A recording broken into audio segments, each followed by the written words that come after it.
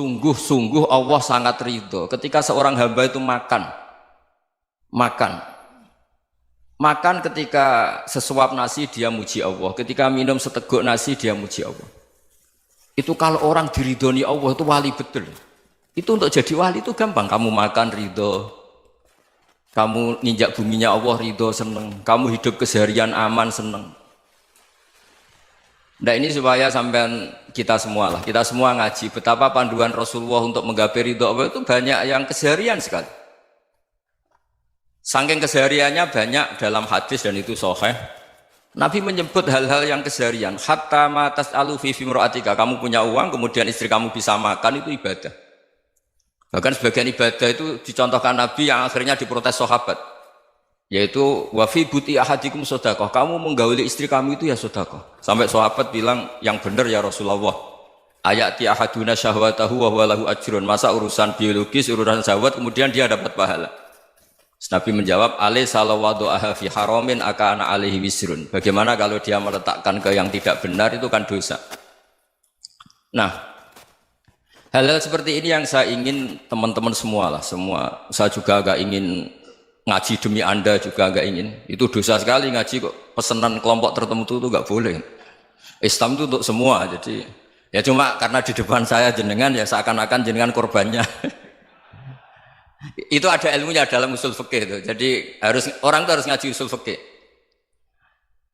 Nama yang disebut, mungkin Mas Sufyan masih ingat zaman ngaji usul fikih. Nama yang disebut itu tidak jaminan sebagai prioritas perintah. Jadi misalnya gini, kebetulan yang di depan Nabi itu Abu Dzar. Nabi ya bilang, ya Aba Dzarin ini uhibbuka misalnya, atau ya Mu'ad ini muhibbuka, atau ya Abu Hurairah ini uhibbuka misalnya. Banyaklah riwayat yang Nabi nyebut ya Aba Dzarin, ya Mu'ad, ya Abu Hurairah. Kemudian misalnya Nabi meneruskan khitab, ini uhibbuka, saya mencintai kamu, fakul dubur sholatin, atau sebagian riwayat disebut fala tada'an la dubura kulli sholatin, Allahumma inni ala dzikrika wa syukrika wa husni ibadatik. Saya mencintai kamu, siapa saja. Mu'ad bisa, Abu Dzar bisa siapa? Saya mencintai kamu, mohon kalau habis sholat kamu jangan lupa wiridan Allahumma a'inni ala dzikrika wa syukrika wa husni ibadatik. Ya Allah, tolong kami permudah supaya mudah ingat engkau. Anda tidak bisa mentang-mentang, wong nama saya Parmin, nama saya Purnomo, itu yang diperintahkan Mu'ad misalnya. Jadi yang disebut satu, tapi khitab itu untuk siapa saja. Saya teruskan. Jadi saya mohon semua kita melakukan kebaikan itu kalau dalam kaidah fikih disebut al yakin la yuzalu bisyak. Banyak kebaikan yang kebenarannya itu 100%. Tidak punya efek samping ke pihak lain, ke kelompok lain, ke komunitas lain. Yaitu tadi misalnya Anda makan dan itu murah sekali, hanya butuh satu piring. Setiap punyaan kamu muji Allah, setiap minum kamu muji Allah. Itu redaksinya Rasulullah SAW disebut Allah sangat ridho ketika seorang hamba makan, kemudian dia memuji Allah. Atau minum, kemudian dia muji Allah. Logikanya gampang, negara seperti ini yang kamu harapkan bentuknya kayak apa, mertua, ipar, komunitas, tetangga. Itu nyata terjadi itu kan belum pasti. Sementara yang mesti terjadi adalah kamu butuh makan, kalau tidak mati. Butuh minum, kalau tidak mati. Butuh bumi yang nyaman ditempati, kalau tidak kita juga mati. Sebab itu Allah kalau menyebut nikmatnya itu hal-hal yang keseharian. Alladzi at'amahum min ju'. Allah itu siapa? Allah itu yang menciptakan kamu bisa makan. Tidak berlebihan. Allah itu yang menciptakan kondisi sosial itu ideal. Zaman Nabi itu ya ada orang munafik. Orang-orang pilihan Allah itu juga diuji orang sekelilingnya yang macam-macam. Semua diuji sesuai konteks zaman dan waktu. Nah, tapi ada ibadah-ibadah yang selalu disarankan Nabi. Sampai Nabi itu pernah ditanya, ayul islami khairun ya Rasulullah, Islam terbaik itu gimana? Jawaban Nabi itu unik. It'amut to'am. Islam terbaik itu ya makan-makan, santai-santai. Ketika Allah menyebut beberapa kebaikan, falak tahamal aqobah wa ma adrokan Allah mal aqobah. Terusannya apa? Fakku raqobah. Terusannya apa? Au it'amun fi yaumin di masubah. Ya, itu acara makan-makan itu juga Islam. Kenapa? Ya bayangkan kalau tidak ada makanan, kita mati kan? Kondisi sosial tidak ideal itu Anda masih gak apa-apa. Tapi kalau Anda tidak makan, Anda tidak minum, Kamu punya istri cerewet masih bisa hidup, punya mertua cerewet masih bisa hidup. Tapi kalau tidak makan bisa mati. Berarti penting mana istri sama makan? Penting mana? Makan. Semoga istri Anda dengar, nanti kamu disuruh makan tapi pulang deh. Itu kalau dibahasakan makan masih memahami. Penting mana nasi satu piring dengan istri. Nggak ada nasi mati, nggak ada istri belum mati. Penting mana?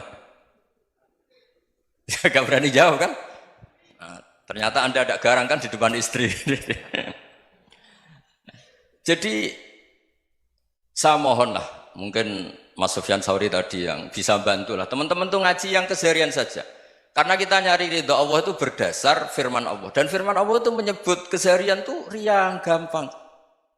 Yaitu tadi misalnya wa min ayatihi manamukum billaili wan nahar. Termasuk ayat-ayat Allah itu kamu tidur. Maka dulu itu ada guyonan, ada tokoh Mu'tazilah, kelompok dalam Islam yang berpikir manusia itu bisa menentukan ikhtiarnya sendiri. Karena saya bisa duduk, ingin berdiri, berdiri. Karena kelompok ini nggak terima kalau semua kehendak Allah, nanti bagaimana kalau semua kehendak Allah kok ada hisab ya, ada sanksi. Lucunya itu dia akhirnya, ini cerita ya, mencintai seorang perempuan, cantik sekali. Dan itu dia menjadi ahli sunnah itu oleh hal-hal yang sepele. Karena istrinya cantik, ya namanya suami istri itu hubungan intim. Terus ditanya, Mas, masih ingin lagi? Masih. Silahkan diulang lagi. Wah ya tidak bisa. Katanya manusia bisa menentukan yang diinginkan. Itu tobat itu. Itu nggak bisa ditobatkan Mas Sufyan Ats-Tsauri. Orang cantik yang mudah nobatkan orang itu orang cantik. Segampang itu. Akhirnya kita tahu, makanya kalau dalam kitab Hikam itu disebut al-akil mayyakul madza yaf'alu wa hubi wal ghafil mayyakul madza af'al. Orang yang punya akal karena sadar ini wilayah Allah, semua milik Tuhan. Itu dia tiap hari berpikir, besok Allah akan melakukan apa terhadap dunia ini. Kamu merencanakan suatu mau plesir ternyata gempa. Mau wisata ke Rusia ternyata perang. Kamu tidak pernah tahu apa yang akan terjadi besok. Wa ma tadri nafsum madza taksibu ghadan. Tapi anda semua kita ini sering punya jadwal permanen. Makanya saya kalau diundang siapa saja, bisa takdir. Yang jelas Gus ini acara penting. Ya masih acara penting nak pangeran ngersakno piye? Kowe ape dadi pangeran, kamu kok mau jadi Tuhan? Itu kadang ya kiai. Penting Gus acara ini jenengan harus memastikan bisa. Loh kamu itu yang ngajarin tauhid, sesuatu itu biadillah kok bilang-bilang apa pasti. Kalau maksa terus tak tobatkan kamu kata saya. Ya kalau gitu Gus bilang insya Allah. Wah itu hati saya, fisik saya, roh saya sudah bilang insya Allah. Tidak usah kamu latih kata saya. Nah hal-hal tauhid keseharian itu gampang sebetulnya. Wal ghafil yaqulu madza af'al. Tapi orang yang lupa Allah dia setiap hari bilang besok apa? Kita bisa melakukan apa? Seakan-akan dia itu aktor, dia penting, dia subjek permanen, dia. Padahal kita ini hanya objek kehendak Allah Subhanahu wa taala. Karena kita yakin sesuatu yang terjadi di alam raya ini kita tidak bisa apa-apa. Makanya saya sering ngaji, sering bilang saya, ketika Anda mensifati Allah, Dia yang menghidupkan. Sudah itu tanamkan sehingga ketika kita mati santai saja. Kenapa santai? Allah punya cara menghidupkan kita. Zaman kita hidup juga gak tahu caranya ngelola jantung, ngelola paru-paru. Kamu juga gak tahu ngelola oksigen yang tidak beracun, tidak mengandung polusi. Tahu-tahu hidup. Gak ingin tua ya tahu-tahu tua, gak ingin mati tahu-tahu mati. Selama ini kita hidup juga gak tahu apa sebetulnya. Hanya gaya tok, punya jadwal, punya planning. Kalau kamu bisa menentukan pilihan Anda, pasti Anda istrinya cantik, 4 neriman semua, kona'ah semua. Nyatanya enggak kan? Ada 1 jelek, cerewet. Oh itu kan, nyatanya enggak bisa apa-apa Anda kan? Dan kamu bawa mati lagi. Itu kan, istri Anda juga gitu, punya keinginan, punya suami yang ganteng, yang jabat, yang neriman, yang enggak poligami. Ya enggak kesampaian juga. Kalau kita ngitung tingkat kegagalan kita itu gagal terus. Ya kan? Nah, terus ingat Allah, madza yaf'alu wa hubi. Orang yang punya akal selalu berpikir Allah itu menghendaki apa terhadap saya. Loh sama-sama orang ngelihat orang yang serius. Itu kata Anda itu pemikir berat, serius. Senang punya tokoh yang merengut karena kamu anggap serius. Tapi sebagian orang anggap orang yang serius itu wong merengut, wong masam, wong muka kok ditekuk. Jadi sama Itu hati, ya muqallibal qulub tsabbit qalbi ala dinik. Karena kita nggak tahu cara berpikir kita tentang orang lain, tentang sekeliling kita. Misalnya kita orang baik yang jenis ngrumat fakir miskin. Ada orang bangun masjid mewah itu janggal. Apa artinya masjid mewah kalau banyak orang kelaparan? Tapi kalau yang jenis pendidikan, apa artinya masjid mewah kalau tidak bisa ngaji? Nanti yang jenis infrastruktur, apa artinya ini kalau semuanya punya sudut pandang yang berbeda-beda. Dan Islam mengapresiasi semua kebaikan. Tapi katakan semua kebaikan itu adalah kehendak Allah Subhanahu wa taala. Karena apapun baik Anda itu pakai fasilitas yang diberikan oleh Allah Subhanahu wa taala. Sehingga ini yang disebut kulillah sumadarhum fi khawdihim yal'abun. Ya kembali tadi ke tema-tema bahwa keseharian Anda ini sudah Islami. Saat Anda tidak bisa melakukan apa saja. Saya sering ada jenazah, biasanya kalau tetangga meninggal saya sering disuruh ngelepas. Saya bilang orang ini baik karena sering ngelamun di rumah, sering nganggur di rumah. Ditanya sama anaknya, kenapa Gus nganggur baik? Ya kalau dia nganggur artinya juga agak berbuat sesuatu yang maksiat kan? Ya kan? Orang nganggur di rumahnya ya tidak bunuh orang, tidak maling, tidak korupsi, ya namanya nganggur di rumah. Lah cuma istri cara pandang nganggur gak menghasilkan uang itu. Tapi juga gak menghasilkan kriminal kan? Jadi sebenarnya Islam itu makanya kalau sampai ngaji usul fikih itu ada kitab usul fikih namanya Lubul Usul, itu terkenal sekali di pesantren itu. Itu kalau ngapresiasi keseharian itu luar biasa. Izma min mubahin illa wa yatahaqququ bihi tarku haramimma. Karena keseharian yang mubah saat Anda lakukan itu ada kehebatan yang luar biasa, yaitu meninggalkan haram.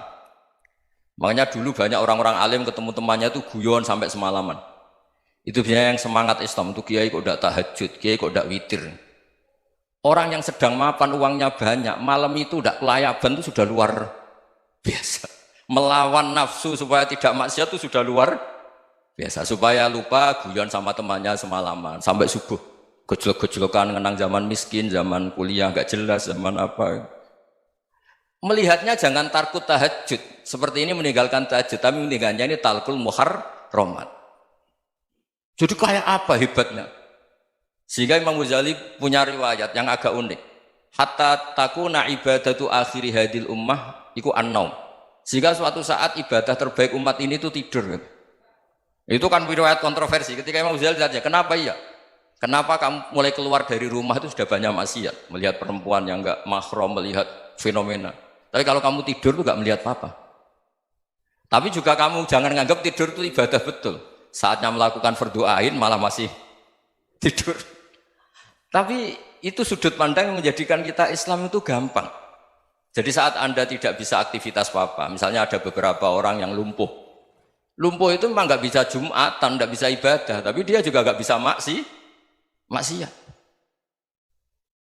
Tidur itu memang Anda saat itu tidak bisa tahajud, tidak bisa witir, tapi saat itu ada zina, ada maling, tidak gosipkan orang, tidak bully orang, tidak menanamkan kebencian, tidak hasud. Sehingga tidur menurut Allah Ta'ala wa min ayatihi manamukum billaili apa? Wan-nahar. Karena di tidur itu selain ada unsur istirahat, jaga kestamina, juga ada unsur meninggalkan beberapa keburukan. Nah saya mohon ibadah yang keseharian ini kita jaga. Supaya kita semua baca ayat itu fasih. Fasih itu tertanam di hati. Allah itu siapa?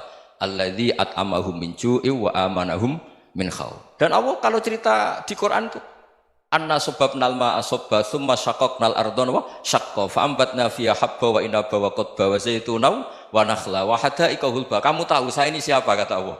Saya ini adalah Tuhan yang menurunkan air. Kemudian ada tanaman banyak. Habba wa inaba wa qadba, ada zaitun, ada tin, kalau orang Jawa mungkin ada tela, ada padi, ada mangga, ada pisang. Sudah. Wa inaba wa zaituna wa nakhla wa hadaika hulba. Ada perkebunan yang lebat. Tujuannya apa? Mata Allahkum, silahkan kamu pakai, kamu nikmati. Tapi karena kadang kita ini punya ide-ide besar. Tadi untuk syukur saja nunggu punya istri riman, rumah baik, tetangga baik, komunitas baik, semuanya baik baru syukur. Lama-lama nanti ada di surga, syukurnya nunggu surga paling kelas A. Itu sudah ada yang menghuni Rasulullah, kamu nggak boleh di situ. Masa untuk syukur saja? Repotnya Masya Allah. Jadi mohonlah Quran yang kalau Anda hafalkan juz sama itu kan ada ayat-ayat yang kayak tadi. Ya, fal yang dzuril insanu ila ta'ami. Coba lihat Apa yang kamu makan ya? Dari mana? Dan untuk mempertahankan hidup kamu keseharian. Jadi jangan kira ibadah itu harus membentuk komunitas yang versi Anda. Ibadah itu harus yang hal yang mulu-mulu. Kesehariannya Anda alami. Loh ini saya tidak bikin-bikin. Saya ngaji bukan karena berdasar pesanan. Itu ayat yang saya baca kan betul ada ayatnya kan. Fal yang dzuril insanu ila ta'ami anna sobabnal ma'a sobba thumma syaqqaqnal ardo syaqqa fa ambasna fiha habba wa inaba wa qadba wa zaituna wa nakhla wa hadaika ghulba. Terusannya apa? Mata'al lakum, silakan kamu nikmati. Mata itu silakan kamu nikmati. Ya kayak sampean dikasih hidangan ya makan. Ya sudah makan, habis makan ya minum, habis itu ngantuk ya tidur. Ya sudah normal-normal saja. Kayak apa indahnya Islam? Tapi Anda mencari Islam yang gimana lagi? Nah itu yang diajarkan guru-guru kita, diajarkan sanad kita sampai Wali Songo, sampai Rasulullah SAW. Bahwa pada akhirnya ada jihad, ada perang. Itu dulu memang perang, bukan membunuh, beda. Dulu kita dijajah Belanda ya perang, dan itu normal karena kita dijajah. Jadi ketika orang lain ingin baik sama kita, wa in ahadum minal musyrikin astajaroka ya fajirhu hatta yasma'a kalam Allah. Kalau mereka ingin baik ya kita baik. Makanya ada istilah mustakman, mu'ahad. Kalau mereka ingin damai, berdampingan dengan kemajmukan ya itu yang lebih baik. Karena memang Islam menghormati proses perdamaian. Wa in janahu lis-salmi ya fajnah lah. Kalau ingin damai ya kita harus